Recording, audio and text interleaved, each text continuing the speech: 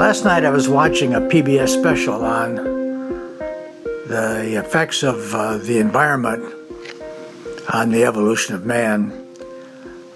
I was particularly interested in that because, as you may know, I'm pretty concerned about what's happening to our environment today. And being a Green Faith Fellow whose mission is to really try to get people to be aware of the impact they're having on the world around us. It was a very interesting and thoughtful piece that they presented on public television. And then, in reading this powerful little book I'm reading now by Deepak Chopra called the How to Know God, and reading his book, and particularly the chapter on inspiration, insight, I read where he believes that life events do not unfold randomly. I'm sure you're all familiar with the often used quote, when the student is ready, the teacher will appear.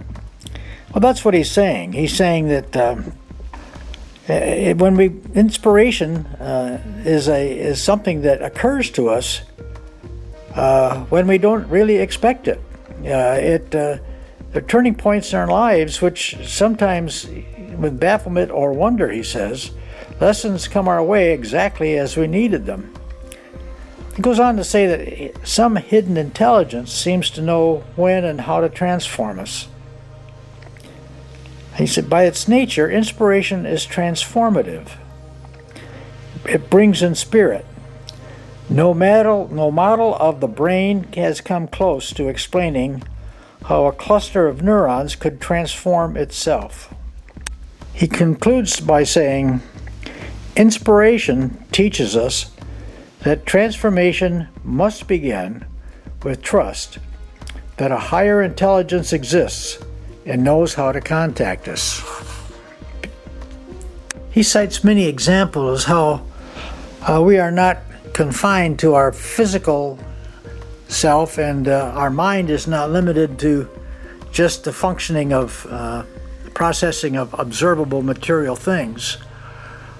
It's capable of creating new things. It's that ability to come up with something that's never existed before. That's transformative. And so he says the fact that we are not confined to our physical body and mind gives us reason to believe in the existence of a cosmic intelligence that permeates life. One of my thoughts on this subject has been that we are evolving from the Garden of Eden, in which life perhaps first existed, to the current time. Evolution has worked its wonder, and we have slowly evolved. And scientists are likely to say that it's all because of natural selection and et cetera, which is, I'm sure, there's a basis to that. But also, I think there is something that goes beyond that natural selection. There is something that guides us as we choose the things that we have chosen over this eons of time, and that continues to lead us on if we're just simply open to it. Now, I choose to call that the Holy Spirit. Sometimes I think of God as like a huge matrix that permeates the universe, and we operate within that matrix, and that matrix has all the information or knowledge that we need to have to grow and to become and to reach our potential. But we keep on we're limited in how much of that matrix we can conceive of and use, but slowly we pick up a little bit more of it and a little bit more of it.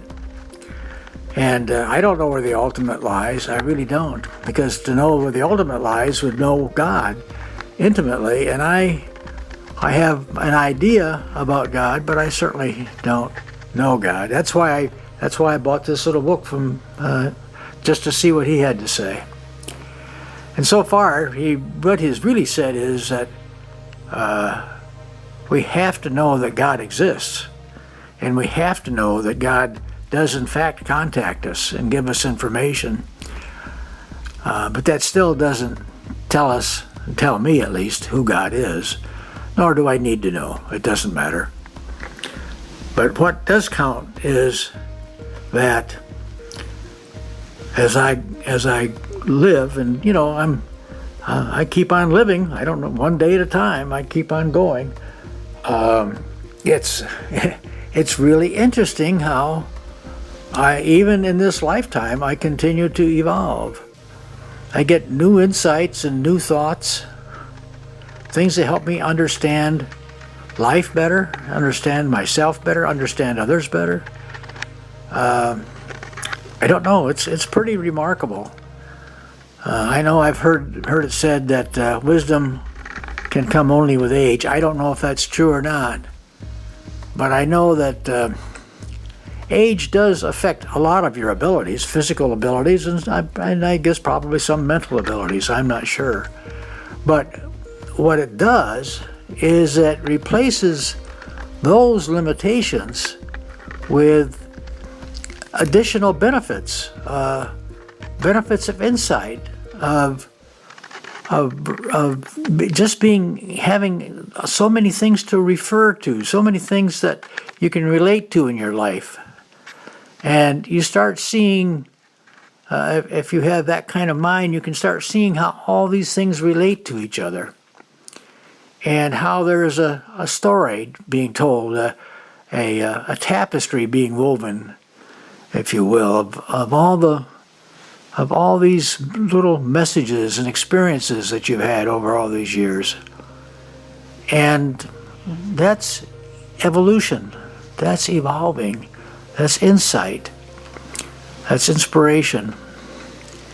And I thank God for giving me this day today. I thank God every day for the gift of life and for the ability, and I thank Him for the blessings He's given me and the ability that He's given me to serve. And I am eternally grateful for all of this. And I hope in some small way, taking these thoughts and passing them on is doing what He wants me to do. I hope it's beneficial to you. I hope you enjoy and help you in your evolution on your spiritual journey. Thank you.